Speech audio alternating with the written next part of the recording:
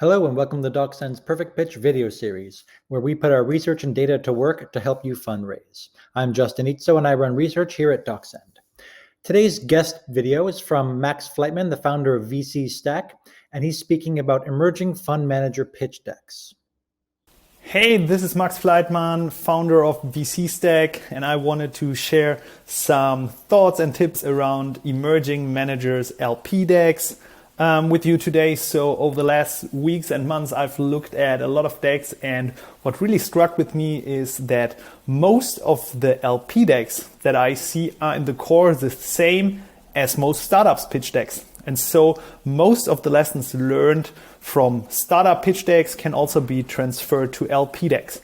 But what do I mean with that? So as a GP, you basically raise money from your LPs and you want to make more money out of that. And it's the same if you invest into a startup. You give the startup your money and they should also make more money out of that. So in terms of the deck that you are sending out to your LPs, there are some main areas you should cover and you should really focus on. And so the first area is obviously the team. So make sure to really elaborate why you as an emerging GP manager are the right person to get this fund off the ground, but also really drive the returns. And this can be anything from specific domain expertise. So for example, if you're just investing into supply chain startups, it would be really cool if you have this kind of experience. But this can also be some unique access to deal flow, for example, that will make it easy for the fund to invest in the best opportunities.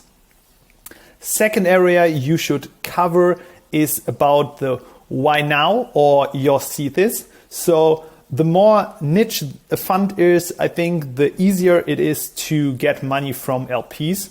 So really make sure to elaborate on why your fund is different than all the other funds out there. So LPs want to see that you invest just in a specific geography or just a specific vertical, so that you can be the best fund for that stage, that geography, that vertical.